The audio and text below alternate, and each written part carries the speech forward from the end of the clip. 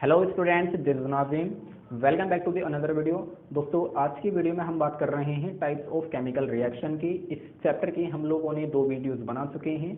अगर आप लोगों ने वो वीडियोस हमारे देख रखे हैं तो आप स्टार्ट कर सकते हैं। अगर आप लोगों ने वो हमारी वीडियोस नहीं देखी तो उनका लिंक मिल जाएगा आपको डिस्क्रिप्शन में। आप सभी का स्वागत है आपके अपने चैनल एड ओवर द।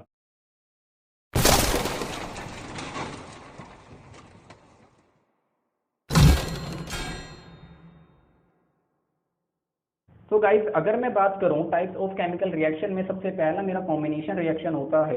लेकिन इसको पढ़ने से पहले मैं आपको 2 केमिकल रिएक्शन के बारे में बताऊंगा, जरा ध्यान से देखना बच्चों। एक होता है exothermic chemical reaction, exothermic reaction.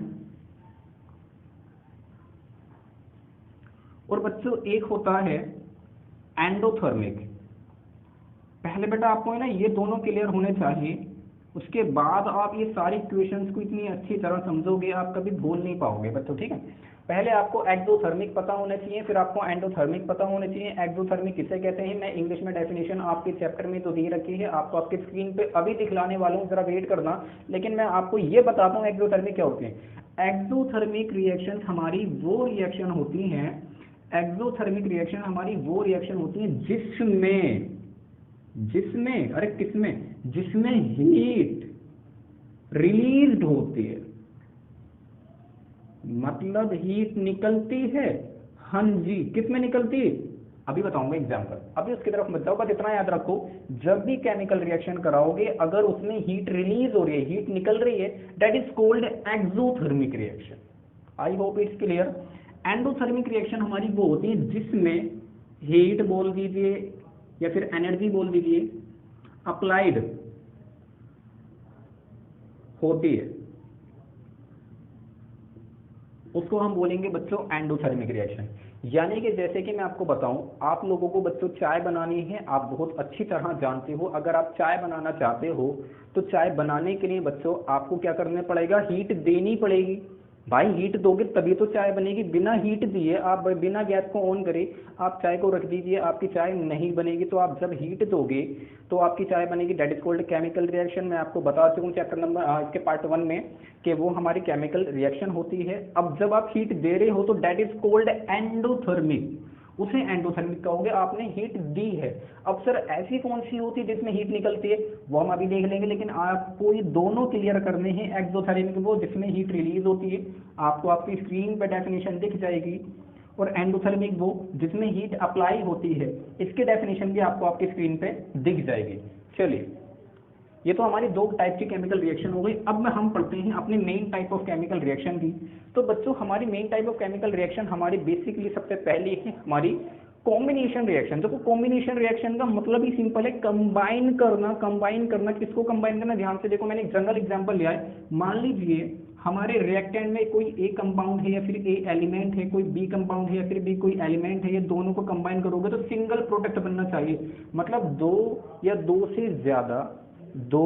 दो से ज्यादा रिएक्टेंट आपस में रिएक्ट होके अगर एक सिंगल प्रोडक्ट फॉर्म कर रहे हैं, that is called combination reaction.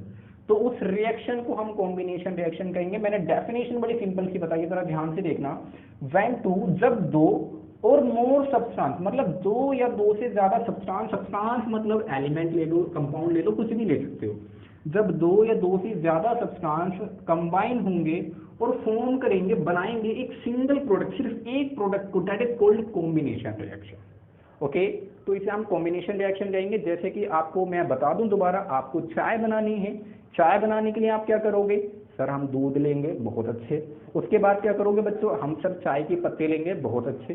फिर क्या करोगे, सर हम उसमें शुगर भी डालेंगे, बहुत अच्छे। तो आपने यहाँ 3 चीजें ऐड करी, और 3 चीजें ऐड करने के बाद आपको सिंपल सी एक चीज मिल रही, तो that reaction is called combination reaction.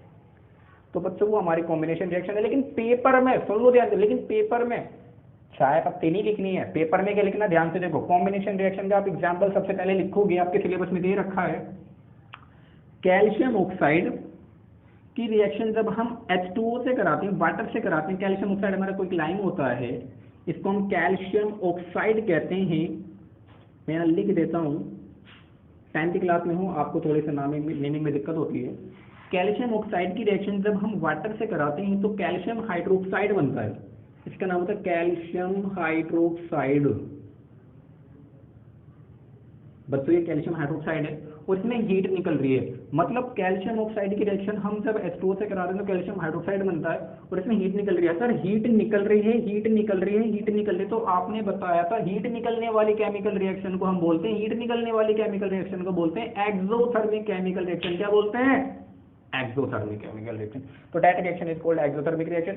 अब ये जो होती है ना, इसके बारे में मैं आपको डिटेल में बताने वाला हूँ, जरा ध्यान से देख लो। अभी एक एग्जाम्पल और, carbon oxygen, carbon oxygen, carbon solid होता है, ऑक्सीजन गैस होती है, कार्बन सॉलिड होता है, ऑक्सीजन गैस होती है, दोनों को कंबाइन कर दो, कंबाइन कर दो, मैंने कहा दो को कंबाइन कर दो, दो कंबाइन हो गए, एक फॉर्म कर रहा है, एक फॉर्म कर रहा है, तो that reaction is called combination reaction. ये भी कॉम्बिनेशन रिएक्शन की एग्जांपल है।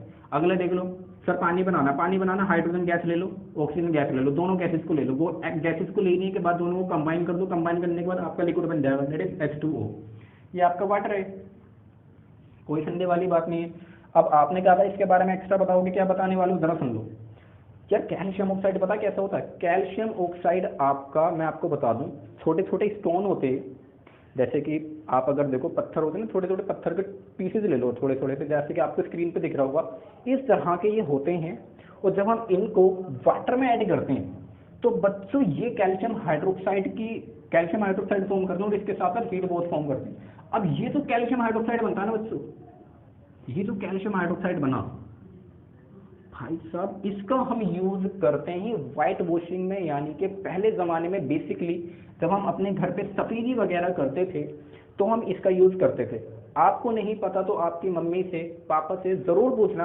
पापा आज से 20 साल पहले, जब दादा के जमाने में, आपके जमाने में, अगर आप अभी यंगस्टर हो, आप अपने घर में छोटे हो, आपके पापा की एज अगर 40 है, 30 है, ऑलमोस्ट इतनी ही होगी, तो आप उनसे पूछना, तो वो आपको बताएंगे हाँ जी हम ऐसा ही करते थे। हम कैल्शियम ऑक्साइड के एक छोटे छोटे से चूना लेकर आते थे और उसे पानी में हम ऐड करते थे और उसमें इतनी ज़्यादा हीट निकलती थी और फिर वो ठंडा करने के बाद उसको ही ना व्हाइट वॉशिंग यानी कि अपनी सफेदी वगैरह पे करते थे, यानी कि अपनी दीवारों को व्हाइट वॉशिंग पे अपनी दीवारों पे सफेदी करते थे। और एक इसमें स्पेशल बात ये है कि जब आपने इसको दीवारों पे सफेदी कर दी इसकी, तब दीवारों पे कर दी, अब ये ऑक्सीजन कार्बन डाइऑक्साइड से भी रिएक्शन कर सकता है, बिल्कुल करेगा। कार्बन डाइऑक्साइड क्या होती है सर? गैस होती है, हमारे एनवायरनमेंट में प्रेजेंट है। तो कार्बन डाइऑक्साइड की रिएक्शन, कार्बन डाइऑक्साइड से भी रिएक्ट करेगा, तो ये बनाता है कैल्शियम कार्बोनेट प्लस H2O। बच्चों ये तो कैल्शियम कार्बोनेट है ना, ये सॉलिड है, चलिए, ये लिक्विड है, चलिए। अब ये रिएक्शन आपको पता कहाँ पे दे रखी है? एक बहुत ही ज्यादा इंपॉर्टेंट जगह पे दे रखी है, आपको आपकी स्क्रीन पे दिख रहा होगा, वहां पे लिखा हुआ है डू यू नो, क्या आप जानते हो? तो आप बोलोगे यस आई नो। अब क्या वो बता रहे हैं? वो आपसे ये बता रहे हैं कि इसका यूज हम व्हाइट वॉशिंग में करते हैं, और जब ये व्हाइट वॉशिंग में हमने दीवारों पे लगा दिया, लगाने के बाद जब इसको इससे ये जो ये कैल्शियम हाइड्रोक्साइड, ये जब इससे रिएक्ट करता है तो कैल्शियम कार्बोनेट बनाता है, इसे कैल्शियम कार्बोनेट कहते हैं।